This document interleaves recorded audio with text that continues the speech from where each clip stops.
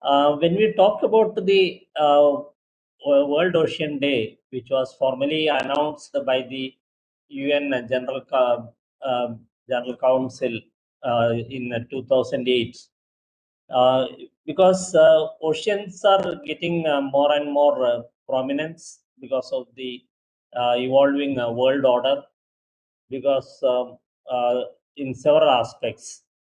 And as we know that the same oceans are coming under threat now. Of course, the oceans are strategically important for various reasons, for trade, commerce, etc., etc., and for the security and peacekeeping in the world itself. Uh, but the threat on the ocean has increased more from global warming and climate change now, and also because all the pollutants are finally ending up in the oceans. So it is a bounden duty of all of us to look for a clean ocean free of plastic pollution, because plastic is the major pollutant which has been observed in the oceans till now. Of course, other chemicals are also pollute, and most of them remain as a local pollutant rather than worldwide pollutant. But plastic is no longer like that, because first of all, the plastic cannot degrade, and it never dies even in our four generations lifetime. It stays there, so it goes anywhere. It goes from India to US or Japan or somewhere that far, as well as it goes down to 5,000 or 10,000 meters below the water column and pollutes the entire water column. So I think we have to keep our work as well as our efforts to achieve a clean ocean free of plastic pollution, and healthy and resilient ocean where marine ecosystems are understood, protected, restored, and managed. Similarly, a productive ocean supporting sustainable food supply, because we all know that the oceans provide the uh, major chunk of food what we consume, especially the protein in the form of marine fisheries and other mollusks and other forms. So we have to the ocean should be productive, but at the same time it should be sustainable, so that we will not deplete the food what we are getting from the ocean.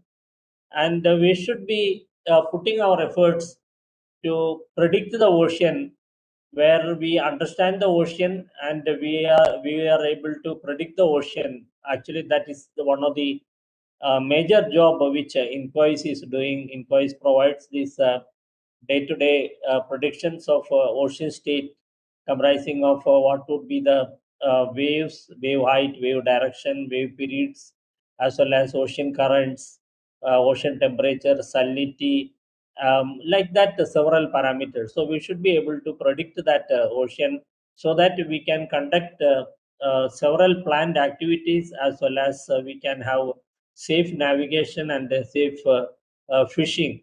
And those predictions are right now used by from fishermen to oil and natural gas companies, and they get the benefit of knowing the state of ocean in advance and planning their activities. Also, we want a safe ocean where the life in the ocean is safe, and the livelihood of the people who are depending on the ocean are protected, and they are not getting affected by the depletion of the life in the ocean. Or because as we know that in India itself we are about 40,000 40 lakhs, not 40,000, 40 lakh people who belong to the fishing community.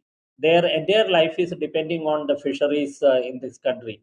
So their livelihood should be protected. So to protect that, we should have abundant fish, and not depleting from the fisheries point of view. So we should have a safe ocean.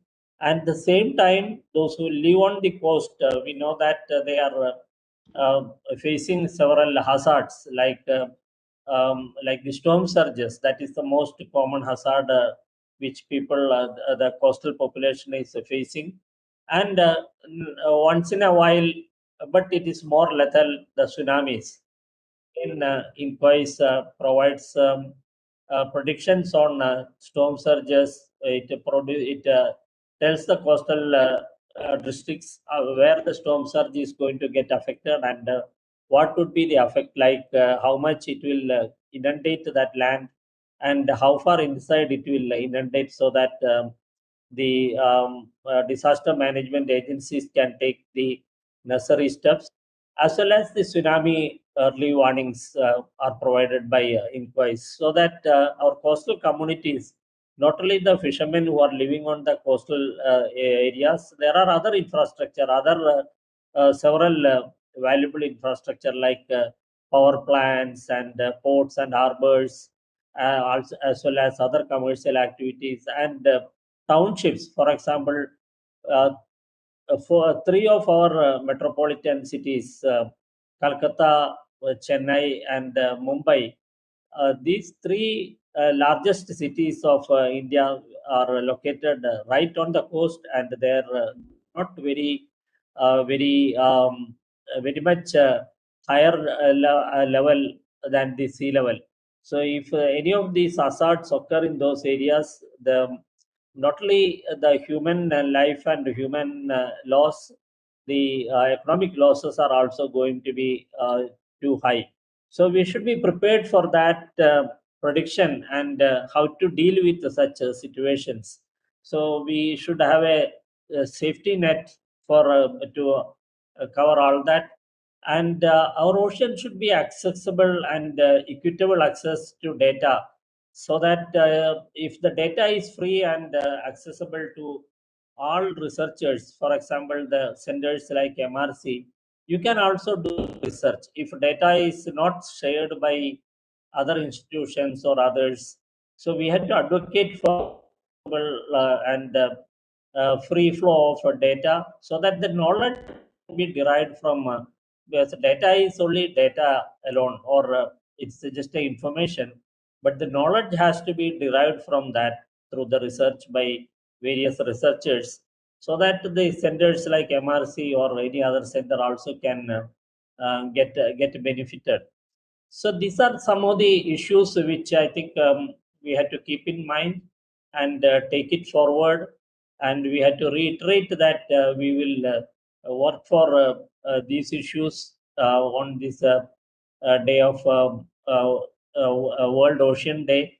And before I conclude, let me also mention about the diversified work which the MRC is engaged in.